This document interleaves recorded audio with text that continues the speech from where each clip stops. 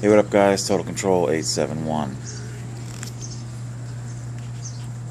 What if every last single white person in all of North America were to suddenly vanish from the entire continent?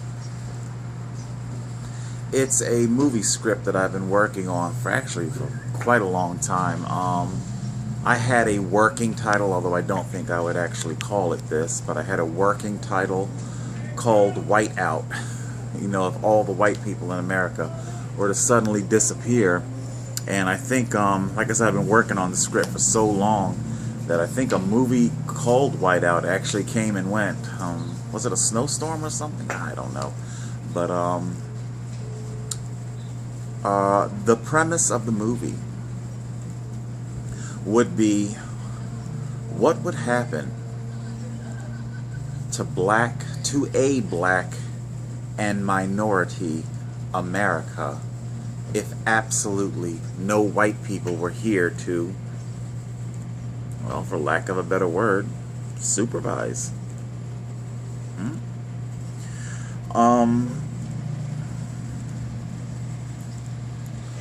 See, I don't know if I want to bring in Childish Gambino's "This Is America" just yet in this, but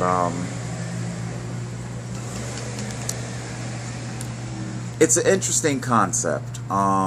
We've seen movies have unique approach to race in the past. I think one of our oldest one is White Man's Burden. It's a parallel dimension, if you will, where basically everything exactly the same except black people occupy the status that white people have here today.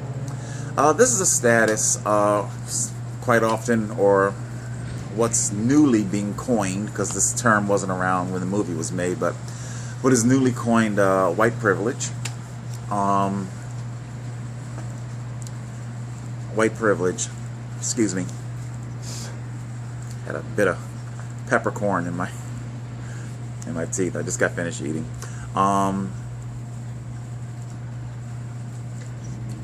It's like a terabyte of information that I want to communicate to you, and I know I won't be able to say it all, but I want you to understand, and I don't want to come off as rambling and incoherent. But the premise of the movie would be to basically call out black people, because I'm well aware that there's probably people out there that feel that I am this type of racist. I wouldn't be surprised if there were some alt-right subscribers out there who some of the things that I say tickles their ear, and then some of the things I say doesn't. Like I say, my politics, my political views, my ideology, it is not in defense of a political party or a race or any current political agenda. It all stems from my life that I actually lived. I'll often get, well, what's your proof? You know, especially when I talk about Jewish oligarchy, real estate, cost of living. I get a whole lot of, so what? What's your proof? Example, I believe over here, I think I just learned that Mr. Trocchi is a very, very wealthy Jewish real estate tycoon. I guess you could call him a tycoon. Here in South Jersey, he may have business dealings elsewhere as well, but he owns a great many rental properties here. So when I found out that he owned Cologne Avenue Apartments, I wasn't surprised. My point is that, you know, were I to say things like Jewish oligarchies and things like that and real estate, well, what's your proof? Prove it to me. It's like the person is trying to trigger what I call link wars, especially if, you know, online talking. What's your proof? You know, meaning, you know, put up a link that proves what you're saying, and that just triggers link war, because I don't get into the whole link war thing, because I could put up links, you could put up links, and who are we kidding? Are we, number one, are we even going to really actually read each other's links? Probably not. But just because there are links to it on the internet doesn't necessarily make it true. I like to come from a stance point in my life, what I have lived, my actual experiences, you know, just like the deleted YouTube video calling for rationale, calling for the cliche angry white boy shooter to take a minute, stand back, and consider their situation, you know, in totality.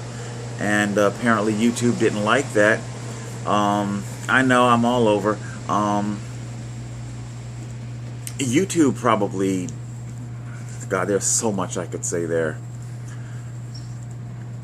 They hated the fact that I made such a devastating argument, rationalizing teen existence. You know, teens become so caught up in these temporary situations. Your teenage years, they're just a footnote in the whole history of your entire life. You know, it might not be an ideal situation, and I put in provisions. You know, I fully get it. There might be some sadistically abusive parents out there, so it's not like I was putting forth my solution as a universal solve for everybody's problem. But more to the point of what I'm talking about, especially the fact that I also put in the very fresh kills, you know, literally and figuratively, of the Cougar. So we had a mass shooting. We had a person such as myself giving a very rational, logical approach to the teen angst, the white boy teen angst that would appear anyway, to be the driving impetus behind it. And then I also made a very excellent argument on behalf of the Second Amendment, indicating that proper use of guns, you know. Cited my own desire for a gun, my own gun use, you know. At the shooting range, you know, I talked about the psychology of my ex-buddy, how he saw the ejected spent shell as a type of trophy. You know, the psychology of the whole shooter thing, and how I feel, you know, a simple revolver that would, you know, that gets the job done out in the wilderness. Revolver gets the job done out in the wilderness. It wasn't even an argument for owning AK-47, Uzis, AR-15s in the inner city. Which, again, it takes me back to my belief. I truly do believe that YouTube wants these shootings to happen. I believe that they profit off of it. You know, even though I don't monetize this channel, I have a sneaky suspicion that YouTube profits off of everybody's channel in some fashion. I do. And I believe that YouTube is also angry at me for not activating my monetization that brings them more money, especially the channel. It is growing, you know, we're approaching 7,000 subscribers. I know that's still very, very drop in the bucket in terms of, you know, big deal YouTubers and whatnot. That's practically nothing. But hey, it's a budding beginning, you know. And they're probably angry with me that I don't activate, so that they don't get their split, their ridiculous split, you know. So, and they're also probably angry that because the channel is not monetized, that the old bridle bit is not in the mouth. Blech. You know, I didn't even forget that I put on bug spray. I knew I did, and I knew that it would be bitter when I put my finger in my mouth. Blech. Yeah, well. Anyway, so you know, I got like so many windows open right now. White privilege, psychology of gun owners, YouTube and their profiteering. I got all of these windows open right now. Like I said, it's like a terabyte of information that I'd love to convey to you. I just got finished watching a little promo on ABC about a Netflix series called Dear White People. So much I could say about that. It does look like an interesting show. You know, unfortunately, I don't have Netflix. By the way, the app on the phone for YouTube has finally and officially died. It's been giving me the whole update, newer version thing for almost a year now. Unfortunately, this phone will not take any kind of updating whatsoever. So, and God, there's so much I could say about the whole different platforms of YouTube that the phone has been struggling with. I can only upload on the desktop version. So I had been getting notifications of most replies or some replies via the app. I can post a comment, or I could post a comment via the app, but I can't reply to anybody's comment. For that, I would have to log in to either the mobile version or the desktop version, one or the other. And if I want to go, if it's like say if there's somebody commented in the McDonald video where there's like, you know, thousands of comments, I wouldn't be able to find your comment unless I go to the desktop version where the notification, and if I hit that, and then I have to open up a separate window, and then that will open it up and it'll take me straight to the comment in question. Otherwise, I'm just, you know, spinning and spinning and spinning and looking for the comment. So again, people, the phone is incredibly old. It just entered into its next phase of silicon congestive heart failure, you know. Dear white people, I know I got a million windows open. What can I say? White privilege. I could talk for the next 6 hours, and assuming you'd be willing to listen to it all. The white middle class will never ever understand the privilege that they have until it was taken away from them. Until they were to wake up body swapped into the body of a black person. And dare I say, were that to happen to a black person, were they to body swap into the body of a white person, they might find out, you know, the privilege, it's got its limitations. It's not an automatic. It doesn't, you know, I have an aunt, you know, long story short, she seems to view white people as magical people with infinite money, and she's very southern, and she's like, it's like, if you say, oh, I got a job working with such and such, and they're like, ooh, yeah, child, he a white man, honey, he got all kinds of money. You know, it's so much I could say there. But, you know, white privilege, it does exist, but it does have its limitations. Black persecution, it exists. You know, although I will also admit, black people, urban black people, they play a very active role in their persecution. Childish Gambino, there's been a lot of interpretation and breakdowns on his This Is America video. By the way, it's I will indeed be indoctrinating his rap song into the vault, the very, very rarely opened vault of rap songs that go in, that become part of my, you know, rap songs that I like.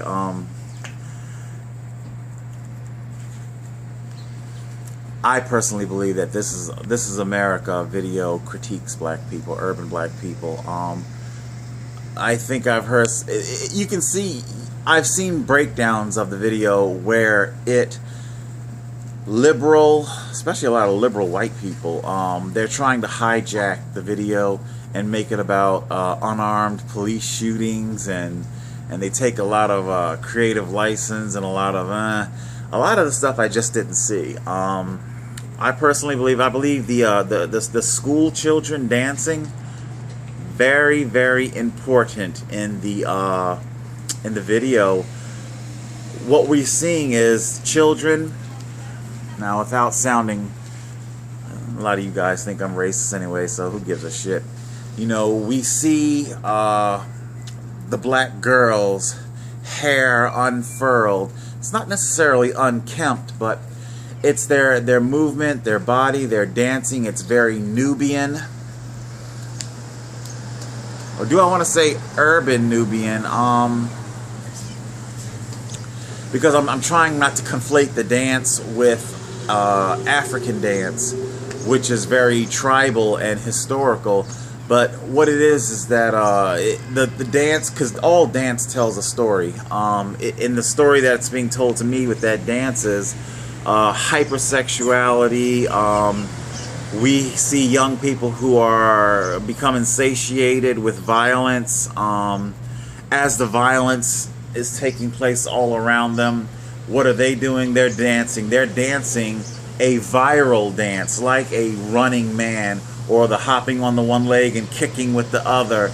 You know, it's a viral dance, and we see them dressed in school clothes, and it's not talking about school shootings. I really don't think this video is trying to address school shooting at all. What it's trying to address is these children, these black children, are not concerned with their education at all. What they're concerned with is the latest urban black thing that's going on. And while urban black gun violence is taking place all around them, you know, we see how his Childish Gambino's facial expressions. We see where he's hype, where he bounces backwards out of frame. You know that she's showing how the violence is. It's you know, it hypes him. It's self-edifying. It's I see violence. I'm watching violence. I want to become a part of that violence. Ooh, what motherfucker? What motherfucker? Yeah, let's do this. You know, I got the guns. I'm strapped. You know what? You know, you gotta listen to and read the lyrics. I encourage you to call up the lyric version and read along as the rap is being played out. The church choir that gets shot. What he's trying to do there is, because I think somebody said that, oh, it's referencing the Charleston church. No, was it Charleston? Yeah, the Charleston church shooting. I don't think so. I believe he is expressing anger, bullshit, rage at probably all church. Ooh, get your money, get your money. Religion is so caught up in money. You know, God bless Pope Francis for, what is it he declares? God made you that way, gay people. Okay, well, number one, I didn't need your validation, but thank you very much. And number two, who are we kidding? The only reason the Catholic Church is making this, you know, abrupt 180 on the LGBT topic, empty pews. You know, the church is hemorrhaging money. So, yeah. And so that's Childish Gambino just simply calling out the mass hypocrisy of all religion, especially the black religions. Oh God, you would have had to have been a member of a black church to know how the money drives. But hey, it's not just black churches. What was it, Joel Osteen? The flooding, the hurricane. He didn't even want to open up his church. You know, so religion is just. All right, I got a million windows open. This is probably long enough. I don't think I'm going to make my topic any more coherent than what I've already done. But yeah, I got a couple of. I'll end out with this, going back to my scripts. I definitely do. I have a script. I'm working on a script, two scripts actually. one in which I haven't worked out the whole backstory details, you know, what causes the white people to disappear. Was it plague? Was it supernatural? Was it alien? I've even toyed with the idea of a split dimension, where the races were dimensionally split. So in one dimension of America, there's only white people. Another dimension, there's only black people. And it's interesting to see how the two races get along without the other. So, put it like this. What was it Clinton said, the joke, CPT, colored people time? It might be a stereotype and it might be off color to make the joke, but it is true. Black people do have issues with time. Not all black people, mind you. Okay? Like I said, I had my Walmart job where I had punctuality issues, but that had to do with other things. It wasn't necessarily my race, but I could go on and on and on about that. But all the different things. Your white dialogue, even when black people speak white with a, you know, a white, whatever you want to call it, you know, it'd be interesting to see, with all the white people gone, how long would they have to be gone before, you know, it calls into question, you talk that way, why? Did you, because you wanted to fit into a particular, you wanted to fit into the white man's world? You wanted to be seen a particular way? Is it because the white man makes certain demands of you to comport to a brand of corporate professionalism that you speak in this fashion? You know, a lot of that, you know, calling into question how much do black people do, because there's still very much indeed a corporate white world. Anyway, the second script that I had been working on, the working title is 50 Years. In your asteroid Armageddon type movie. This would be a series, by the way. It's not a movie. It's a series. In it, cliche, observatory. Our scene opens, observatory. You got your millennial. They're at the desk. They're eating junk food. The bleep bleep bleep on the computer. You know, what's this? Da da da da da. You know, we've seen that a lot in some disaster asteroid movies. And so all hell breaks loose. You know, once along, oh my God, the asteroid will be here in 5 days. It's going to be a, you know, total, deep impact, extinction level event. Da da da. And then at the very near at the end of our 2-hour series premiere episode, suddenly it is discovered that there was an error in the arithmetic, you know, as they tabulate when the asteroid's going to impact. And we learn that, it's not 5 days. It's 50 years. 50 years. And what this does, the whole plot premise here is, the asteroid's fucking massive. You know, it's like there is no rockets that's gonna solve this thing. This thing is like, when it comes to annihilate Earth, there's a very good chance that it could pull Venus, Venus, maybe even Mars, slightly askew out of its orbit. It would affect its orbit because it's that freaking huge, you know, the gravity from it. So there is no doing this. All life is going to die. Earth could very well indeed be cracked in half by this mother.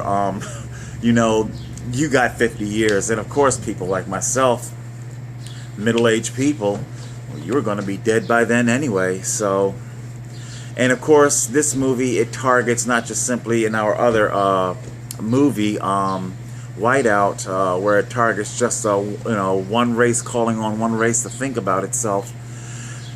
This series would call on all of the world to think about itself. Netanyahu, do you really give a fuck where the embassy is now? ISIS, Taliban, do you really give a fuck anymore? The oil, the food, the money, the gold, do you really give a fuck anymore? What would life be like for those last 50 years? Would there finally be peace? Now that we know factually that there is nothing at all to fight for in the future. And an interesting twist here is that the series, I would schedule it for 5-year series, and at the end of each season, when our next season, like season 2 begins, it's been 10 years later. You dig? So it's 10 years later. When season 2 begins, the asteroid is 10 years closer. So we might see some aging, maybe some makeup aging with our actors and stuff like that. But yeah, five seasons, each season 10 years. Each season would open up and we learn how life has progressed as imminent death is that much closer. Millennials also in these series, there's going to be all kinds of fucked up things. Government demanding people are sterilized. We don't want, you can't keep having babies if you're just going to die. And then there's an argument over, who are you to sterilize us? Who are you to say if the human species should go on for the next 50? Oh, it's all kinds of good shit, baby. Trust me. This mind thinks up some really good shit. So, yeah, there you go. Definitely, that's definitely a series NBC would love to pick up, because what is it? We got the plane. It comes back from God knows where, 5 years or whatnot, But unlike NBC, that ends up fucking up their plots and crashing the whole thing. Trust me, I don't. I have a wellspring of imagination. And my shit doesn't get stale, stupid, and old, and I don't need fucking personality dramas and shit to drive the plot and to keep people interested. Alright guys, that's it. I'm losing my light. What can I tell you? I'm just going to hit the old reboot because I can't even close the windows. I got so many windows opened up. Alright guys, that's it. Total Control 871, and thank God we got about a week of fairly decent weather coming, or so they say. Alright, see you.